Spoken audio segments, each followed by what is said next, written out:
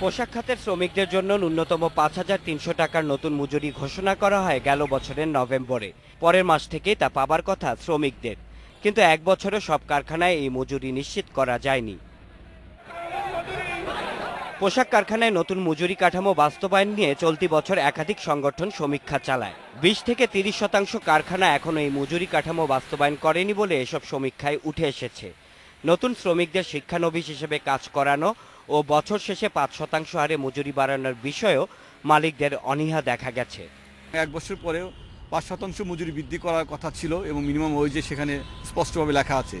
ইতিমধ্যে প্রায় 40% ফ্যাক্টরিতে তারা এই হিসাব নিকাশ শুরু করেছে, আর বাকি কারখানাগুলো এখন পর্যন্ত তাদের ধারের কাছে নাই। নতুন ওয়ার্কার নেবার ক্ষেত্রে গ্রেড 7কে না ব্যবহার করে তার নিচে হেল্পার ক্যাটাগরি যে একটি আছে ৪,২০০ টাকা, সেই ক্যাটাগরিটিকে ব্যবহার করা হচ্ছে এবং সেটিকে একটা ফর্মাল স্ট্যাটাসের মতোই ব্যবহার করা হচ্ছে, যেটি আসলে হওয়ার কথা ছিল না। তবে এসব অভিযোগ মানতে নারাজ বিজিএমইএ। স্যাম্পল হিসাবে ২১০৫টা ফ্যাক্টরি আমরা নিয়েছি, সেখানে দেখা গেল 98.32% আমাদের ন্যূনতম মজুরি বাস্তবায়ন করা হয়েছে।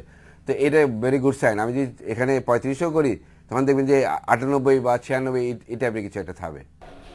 জুলাই থেকে সেপ্টেম্বর পর্যন্ত ৫৫৫টি পোশাক কারখানার ওপর জরিপ চালিয়ে সরকারের কল কারখানা অধিদপ্তর বলছে বিজিএমইএর ৯৩%, বিকেএমইএর ৯৯%, আর কোনো সংগঠনের সদস্য নয় এমন ৭৩% কারখানা ন্যূনতম মজুরি দেয়।